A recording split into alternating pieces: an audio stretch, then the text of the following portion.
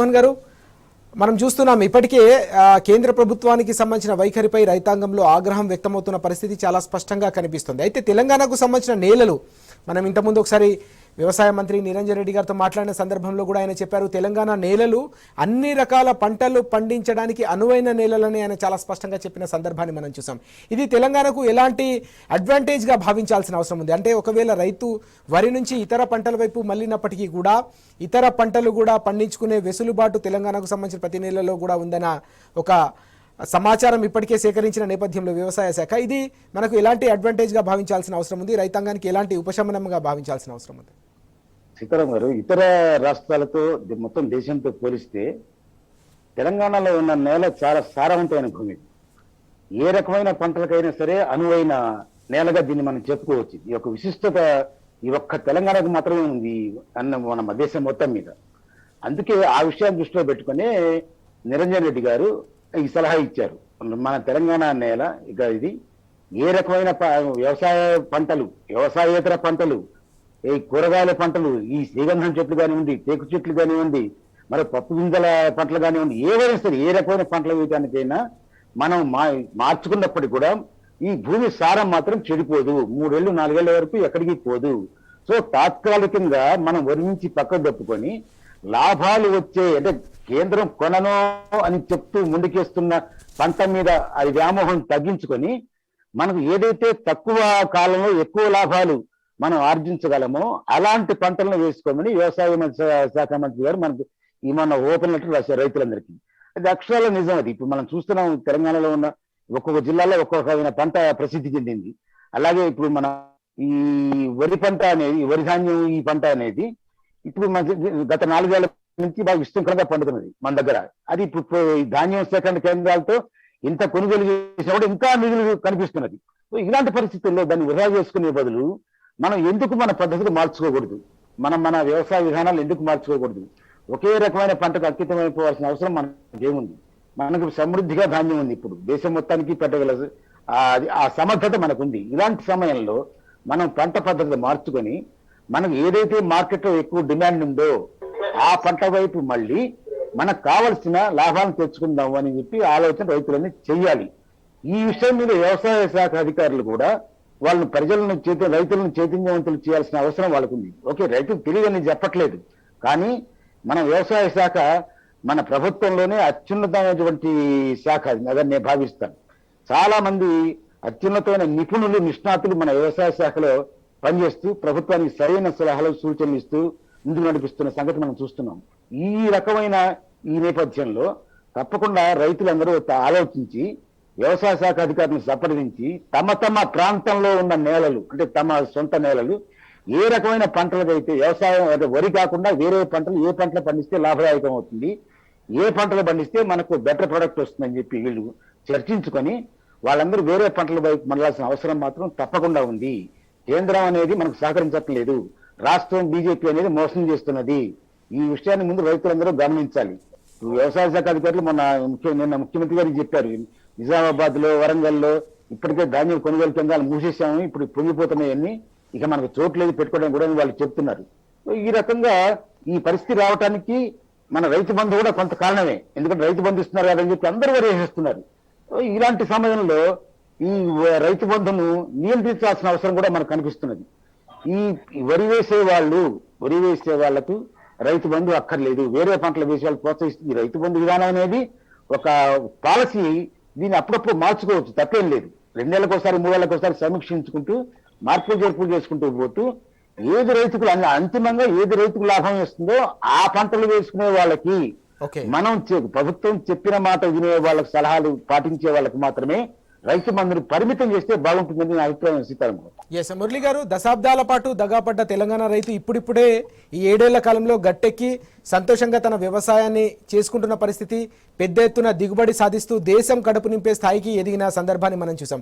ఇక్కడి నుంచి భవిష్యత్తు కూడా ఇంకా బంగారుమయంగా ఉంటుందని అంచనా వేస్తున్న నేపథ్యంలో ఒక రాజకీయ నిర్ణయం పూర్తిగా రైతన్నను దెబ్బతీసే ప్రయత్నం జరుగుతున్న పరిస్థితి. అంటే మన రాష్ట్రంలోనే కాకుండా దేశ స్థాయిలో కూడా రైతాంగం పూర్తి స్థాయిలో వ్యవసాయం సంక్షోభం వైపు అడుగులేస్తున్న పరిస్థితి మనం కేంద్రంలో బీజేపీ అధికారంలోకి వచ్చిన తర్వాత నుంచి చూస్తూ ఉన్నాం.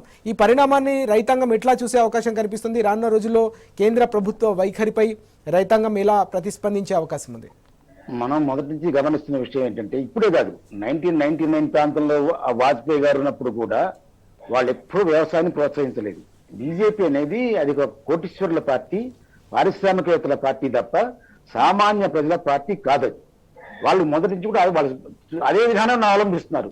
రైతులకు ఏనాడు సబ్సిడీ ఇవ్వడానికి మనస్కరించిన వాళ్ళు, రైతు రుణాలు మాఫీ చేయడానికి మనసొప్పుకొని వాళ్ళు పారిశ్రామికవేత్త రుణాలు లక్షల కోట్లు మాఫీ చేస్తుంటారు. వాళ్ళు బ్యాంకులకు వేల కోట్లు వాళ్ళు పన్నులు ఎగ్గొడితే వాళ్ళని ఆ రైట్ ఆఫ్ చేశామని చెప్పేస్తారు ఒక మాటతో. మన ఈ మధ్య దాదాపు 2-3 నెలల క్రితమే కొన్ని లక్షల కోట్లు మళ్ళీ మాఫీ చేశారని చెప్పి మేము వార్త చదివాం. ఈ రకంగా చూస్తుంటే వ్యవసాయం అంటే బీజేపీకి గిట్టదు అని తేలిపోయింది. అయితే వ్యవసాయం అంటే గిట్టకపోతే పారిశ్రామికవేత్తలు మీద ఆధారపడి పారిశ్రామికవేత్తలకు దేశం అప్పగిస్తే మరి రైతులకు ఏం కావాలి? మన దేశంలో వ్యవసాయం అనేది ప్రధానమే. దేశం మొత్తం మీద 60% మంది రైతులే ఉన్నారు. ఈ రైతులే పండించే పంటలే పారిశ్రామికవేత్తలకు తినడానికి పనికి వస్తుంది. ఇలాంటి పరిస్థితుల్లో మీ రైతులు డిస్కరేజ్ చేస్తూ, రైతులకు వెన్నుపోట్లు పొడుస్తూ, రైతులకు ఏ పథకాలు వర్తింపజేయకుండా వాళ్ళు పండించే ధాన్యం కొనమని చెప్పుకుంటూ రైతుల్ని మోసం చేస్తూ ఒక పక్క డబుల్ గేమ్ ఇదంతా. ఇది కేంద్రంలో మంత్రులు ఒక రకంగా చెప్తారు, రాష్ట్ర నాయకులు ఒక రకంగా చెప్తారు. కేంద్రంలో మంత్రులు ఏమంటారు? మేము కొనము, మా రాష్ట్ర నాయకులు చెప్పేదంటే మాకు సంబంధం లేదంటారు. పోనీ అదే మాట రాష్ట్ర నాయకులు పిలిచి వార్నింగ్ ఇవ్వచ్చు కదా వాళ్ళు, ఇది మన కేంద్ర విధానం, ఇది మనం పంటలు కొనము, బాయిల్ రైస్ కొనము, వడ్లు కొనము, ఇది మన విధానము, సో మీరు ప్రజలు తప్పుదో పట్టించొద్దని చెప్పాలి కదా వాళ్ళు. కానీ వాళ్ళు చెప్పరు. ఎందుకంటే వాళ్ళకి తెలుస్తుంది ఇద్దరు కలిసి డబుల్ గేమ్ ఆడుతూ రైతులు మోసం చేస్తున్నారు. ఈ మోసాలను రైతులు గమనించాలి. బీజేపీ అనే ఉన్నంత ఆ పార్టీ ఉన్నంత కాలము రైతులకు మంచి రోజులు లేవు. ఆ విషయం రైతులు దయచేసి గమనించాలని. ఎవరు మనకు మేలు చేస్తున్నారు? రాష్ట్రంలో ఉన్న రైతు నేత కేసీఆర్ గారు, ఆయన ప్రభుత్వ అధినేత, స్వయంగా వ్యవసాయం చేసుకునే రైతు ఆయన చెప్పిన ఆయన మించి మనకు శ్రేయస్సు లేడు అని చెప్పి రాష్ట్ర రైతు గ్రహించాలి. అది గ్రహించాల్సిన టైం వస్తుంది తప్పకుండా. కేసీఆర్ ను వ్యతిరేకించే రైతులు కూడా మీరు రాజకీయంగా వ్యతిరేకించండి, ఎవరికి అభ్యంతరం లేదు. రాజకీయంగా కేసీఆర్ విమర్శించండి, కానీ రైతుల మేలు వారి సలహా ఇచ్చే కేసీఆర్ గారి మాటలు మాత్రం దయచేసి పట్టించుకోండి చెప్పి రైతులకు నేను సలహా ఇస్తున్నాను. రాజు గారు. ఎస్, ఇదే అంశంపై మనతో పాటు మాట్లాడడానికి టీఆర్ఎస్ ఎంపీ కొత్త ప్రభాకర్ రెడ్డి గారు ఫోన్ లైన్ లో సిద్ధంగా ఉన్నారు. ఎంపీ గారు నమస్తే. నమస్తే అండి. ఎంపీ గారు, మనం చూసాం 7 ఏళ్ల కాలంలోనే గతంలో జరిగిన విధ్వంసం నుంచి వ్యవసాయం వికాసం వైపు అడుగులు వేస్తున్న ఈ తరుణంలో కేంద్ర ప్రభుత్వం తీసుకున్న నిర్ణయంతో వరి వేసే రైతులు అంతా కూడా తీవ్రంగా ఇబ్బందులు పడిన పరిస్థితి ఒక్కసారిగా కుదిపేసిన సందర్భాన్ని మనం చూసాం. ఈ క్రమంలోనే రానున్న రోజుల్లో కేంద్రం ఎట్టి పరిస్థితుల్లో కూడా బాయిల్డ్ రైస్ కొనమని స్పష్టం చేసిన నేపథ్యంలో రాష్ట్ర వ్యవసాయ శాఖ ఒక కీలకమైన ప్రతిపాదనను రూపొందించింది, ముఖ్యమంత్రి కేసీఆర్ గారికి అందజేసింది. వరి వేసే రైతులకు కాకుండా ఇతర ప్రత్యామ్నాయ పంటల వైపు, ఎందుకంటే వరికి భవిష్యత్తు కనిపించట్లేదు కాబట్టి ఇతర ప్రత్యామ్నాయ పంటల వైపు అడుగులు వేసే రైతులకే రైతు బంధు ఇస్తే బాగుంటుందనేది ఈ ప్రతిపాదన సారాంశం. ఈ ప్రతిపాదన ఎట్లా చూడాల్సిన అవసరం ఉంది? ముఖ్యమంత్రి గారు కూడా చాలా స్పష్టంగా అన్ని ఆలోచించి తదుపరి నిర్ణయం తీసుకుందామని ఈ అంశంపై తన అభిప్రాయాన్ని వ్యక్తం చేశారు. ముఖ్యమంత్రి గారి ఆలోచన తప్పకుండా రైతాంగానికి రైతు కేంద్రంగా ఉంటుందన్న అభిప్రాయం రైతాంగంలో ఉంది. అయితే వ్యవసాయ శాఖ చేసిన ఈ కీలకమైన ప్రతిపాదన ఎట్లా చూడాల్సిన అవసరం ఉంది? రైతాంగం ఏ విధంగా దీన్ని ఆలోచించాల్సిన అవసరం ఉంది? అంటే ఒకటి బేసిక్ ఏంటంటే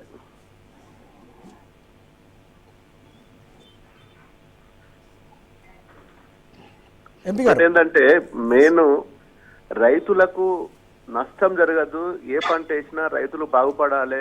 మనం ఇంత కష్టపడి రాష్ట్రాన్ని సాధించుకున్నాము, రైతులే మనకు కీలకము. మన రాష్ట్ర అభివృద్ధిలో రైతుల పాత్ర ఎంతైనా ఉన్నది.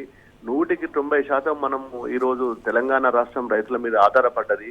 మరి ఇప్పుడు కేంద్రం ఏదైతే మరి మొండి చేయి చూపించిందో, మేము వరిధాన్యం కొనము అన్నప్పుడు ప్రత్యామ్నాయంగా మరి రాష్ట్ర ప్రభుత్వం బాధ్యత, మరి ఆ బాధ్యత పరంగా కూడా గౌరవ ముఖ్యమంత్రి గారు ఖచ్చితంగా రైతులను కాపాడుకోవాలి. వాళ్ళు పండించే ప్రతి గింజ, ప్రతి ఏ పంట పండించినా ఖచ్చితంగా లాభాల బాటలో నడవాలి తప్ప రైతు ఎప్పుడు కూడా నష్టపోవద్దని చెప్పి గౌరవ ముఖ్యమంత్రి గారి ఒక కోరిక. ఎందుకంటే ఇప్పుడు దేశంలో ఏ రాష్ట్రంలో కూడా చేయని డిజైన్ మన రాష్ట్రంలో రైతుల గురించి స్పెషల్ గా మరి కాలువలు కావచ్చు, చెర్లు కావచ్చు, కుంటలు కావచ్చు, ప్రాజెక్టులు కావచ్చు, ప్రపంచంలోనే ఇంత పెద్ద ఎత్తున వేసిన రాష్ట్రము ఇలా తెలంగాణ రాష్ట్రము. ఇదంతా చేసింది కూడా ముఖ్యంగా రైతుల కోసం. ఇది మరి కేంద్ర ప్రభుత్వం గుర్తించకపోవడం బాధాకరమైన విషయం. ఏది ఏమైనా ఈ రోజు కేంద్ర ప్రభుత్వం ఏం చేసింది, తెలంగాణ రాష్ట్రంకు ఎంత అన్యాయం చేసిందని చెప్పి పూర్తిగా ప్రజలు గమనిస్తున్నారు. మనకు అది పక్కన పెడితే ఈ రోజు రైతులు ముఖ్యం కాబట్టి ముఖ్యమంత్రి గారు ఏదైతే రైతులు ముఖ్యంగా ఏ పంటన్నా వండియని, కూరగాయలు కావచ్చు, ఇంకే పప్పు ధాన్యాలు కావచ్చు, ఆయిల్ పంటలు కావచ్చు, మరి మొక్కజొన్నలు కావచ్చు, ఇంకేదైనా కానీ మరి వరి తప్ప మిగతా పంటలకు కూడా మరి డైవర్ట్ చేసుకోవడానికి మరి ముఖ్యమంత్రి గారు స్పెషల్ గా మరి రైతు సంబంధించిన అధికారులతోటి కావచ్చు, మరి సీనియర్ రైతుకు సంబంధించిన మరి ప్రొఫెసర్స్ కానీ, సైంటిస్టులు కానీ దేశంలో కాదు ప్రపంచంలో ఏ పంటకు డిమాండ్ ఉన్నది, ఈ పంట పట్టించినట్టయితే ఏ రాష్ట్రంలో అమ్ముకోవచ్చు, దాన్ని ఎక్స్పోర్ట్ చేసుకోవడానికి ఏ అవకాశాలు ఉంటాయని చెప్పి దాని మీద మరి ముఖ్యమంత్రి గారు ఈ రోజు ప్రణాళికలు సిద్ధం చేస్తున్నాడు. ఎందుకంటే కేంద్రము మరి వారు ఎప్పుడైతే మనకు కొనము అని చెప్పిండ్రో మరి ఇన్ని ప్రాజెక్టులు కట్టిన తర్వాత ఇంతమంది రైతులను కాపాడుకోవాల్సిన బాధ్యత మన ముఖ్యమంత్రి గారు కాబట్టి మరి వారు ఖచ్చితంగా మేము ఉన్నాము, మీకు అండగా మేము ఉంటాము, మీరు కూరగాయలు వండియండ్రి, ఇంకేదన్నా వండియండ్రి, మరి ఖచ్చితంగా మీరు లాభాల మాటలకు రావాలి, ఏ రైతు కూడా నష్టపోవద్దు, మరి మేము 24 గంటలు కరెంట్ ఇస్తున్నాము, నీళ్ళు ఇస్తున్నాము, మంచి నాణ్యమైన మరి విత్తనాలు ఇస్తున్నాము, టైంకు సరిపోయే మరి ఫెర్టిలైజర్స్ కానీ, ఫర్టిలైజర్స్ కానీ ఇలాంటి అన్ని ఇచ్చినప్పుడు ఖచ్చితంగా ఒక దేశంలోనే ఒక ఆదర్శంగా ఈ రోజు తెలంగాణ రాష్ట్రం నిలవబోతున్నది. ఏది ఏమైనా ఖచ్చితంగా గౌరవ ముఖ్యమంత్రి గారు మరి ఈ రోజు రైతుల పక్షపాతి, రైతులకు ఎక్కడ కూడా ఇబ్బంది ఉన్నా కానీ ఆయన ముందు వరుసలో ఉంటాడు. ఇప్పుడు ఇక్కడ కాదు దేశంలోనే మరి మన రాష్ట్రంలో చేసే ప్రణాళికలు మరి వేరే రాష్ట్రాలలో కూడా, భారతదేశంలో మిగతా రాష్ట్రాల వాళ్ళు కూడా తెలంగాణ వైపు చూస్తున్నారు. ఈ రోజు తెలంగాణలో గౌరవ ముఖ్యమంత్రి గారు కేసీఆర్ గారు ఏ విధంగా చేస్తున్నారు. ఈ రోజు మరి రైతులు ఇన్ని సంవత్సరాలు 75 సంవత్సరాల స్వతంత్ర భారతదేశంలోనే నష్టపోయిన రైతులు సడన్ గా మరి 6 సంవత్సరాల 7 సంవత్సరాల ఇంత బ్రహ్మాండంగా రాష్ట్రం మరి ఎట్లా ముందుకు పోతుందని చెప్పి ఒక మంచి ఆలోచనతోటి, మంచి దృక్పథంతో మరి ముందుకు పోతున్నాం. ఏది ఏమైనా ఈ రోజు కేంద్ర ప్రభుత్వం మరి భారతీయ జనతా పార్టీ వారు ఒక్కొక్క రాష్ట్రంలో ఒక పద్ధతి, ఇంకొక రాష్ట్రంలో ఇంకొక పద్ధతి, వాళ్ళు ప్రతిదీ రైతును కూడా రాజకీయం చేస్తున్నారు. దాన్ని మరి మన తెలంగాణ రైతుల నడ్డి వెతకడానికి మరి ఇలాంటి తేవడం నిజంగా కూడా తెలంగాణలో ఉన్న నాయకులకు కూడా మరి వాళ్ళకి ఎలాంటి బుద్ధి జ్ఞానం ఉన్నట్టయితే మరి వారు మొన్నటి వరకు కూడా మేము పార్లమెంట్ లో మరి ఎన్నో సార్లు మేము లేవనెత్తి ఇష్యూ మీద మాట్లాడితే కూడా ఎవరు కూడా స్పందించే పరిస్థితి లేకుండే వాళ్ళు ఇక్కడ వచ్చి రాజకీయం చేసి రాష్ట్రంలో ఒక మాట, దేశం పోతే ఢిల్లీలో ఒక మాట, గల్లీలో ఒక మాట మాట్లాడి రైతులను కన్ఫ్యూజ్ చేసారు తప్ప రైతులకు ఎక్కడ కూడా సాటిస్ఫాక్షన్ కానీ, రైతులకు మేమున్నాము భరోసా ఇచ్చే మరి ఈ రోజు భారతీయ జనతా పార్టీ సంబంధించిన నాయకులు, ఎంపీలు కావచ్చు, ఇంకోరైనా కావచ్చు, ఏ పార్టీ కూడా ఇలా భరోసా ఇచ్చే విధంగా మరి ప్రతిపక్ష పార్టీలు మాట్లాడలేదు. ఈ రోజు టీఆర్ఎస్ ప్రభుత్వం ముఖ్యమంత్రి గారు మరి ఏకైక లక్ష్యము రైతులను ఎట్లనే చేసి మరి వారి ధాన్యము వరి ధాన్యం కొనప్పుడు ఆ బాధ్యత నేనున్నా, మీరు ముందుకు పోండి, ఖచ్చితంగా మేము ఏ దేశంలో అయినా ఏ రాష్ట్రంలో అయినా పంటను అమ్ముకునే విధంగా మరి వారు చేయడం చాలా సంతోషం. ఏది ఏమైనా ఈ రోజు రేపో మాపో ఈ ప్రణాళిక కూడా తొందరగా వచ్చినట్టయితే రైతులు ఏదైతే ఇప్పటి వరకు వాళ్ళు డైలమాలు ఉన్నారు, నాట్లు వేయాలన్నా, ఇంకేదైనా పంట వండియాలన్నా, ఎక్కడ అమ్ముకోవాలి ఏందనే డైలమాల మరి రైతులు కన్ఫ్యూజన్ లో ఉన్నారు. కాబట్టి వారికి ఖచ్చితంగా త్వరలోనే మరి అది మన ముఖ్యమంత్రి గారు అధికారులతోటి సమీక్ష చేసి తొందరగా చెప్పినట్టయితే రైతులకు కూడా చాలా లాభదాయకము. మరి వారు భవిష్యత్తులో యాసంగి పంట కానీ, వాళ్ళ భవిష్యత్తులో మళ్ళీ వర్షాకాలం పంట కానీ ఏ విధంగానే ఉద్దేశంతో మరి వారు ముందుకెళ్తారని చెప్పి మరి మేము కోరుకుంటూ ఖచ్చితంగా తెలంగాణ ప్రభుత్వం మరి ఈ రోజు టీఆర్ఎస్ పార్టీ తరఫున కూడా మేము ఖచ్చితంగా దీనికి మొన్న చేసిన దానికి ఫలితం రావాలని చెప్పి మేము కోరుకుంటున్నాం. రైట్ ఎంపీ గారు, thank you very much phone లైన్లోకి వచ్చి మాట్లాడినందుకు. తప్పకుండా కేంద్ర ప్రభుత్వం చేతులు ఎత్తేస్తున్న నేపథ్యంలో తెలంగాణ రైతాంగం కూడా తప్పకుండా ప్రత్యామ్నాయ పంటల గురించి ఆలోచన చేయాల్సిన అవసరం ఉందని ఎంపీ గారు చాలా స్పష్టంగా చెప్తున్నారు. రాష్ట్ర ప్రభుత్వం ముఖ్యమంత్రి కేసీఆర్ గారు ఏ నిర్ణయం తీసుకున్నా రైతు కేంద్రంగా తీసుకుంటారు, రైతు సంక్షేమం కోసం తీసుకుంటారు. కాబట్టి తప్పకుండా ఆ నిర్ణయం కూడా ఆ దిశగానే ఉండే అవకాశం కనిపిస్తుంది. రాష్ట్ర రైతులకు మేలు చేసే దిశగానే తప్పకుండా రాష్ట్ర ప్రభుత్వం అడుగులు వేస్తుందని ఎంపీ గారితో పాటు మురళీమోహన్ గారు కూడా చాలా స్పష్టంగా చెప్తా ఉన్నారు. మరో చిన్న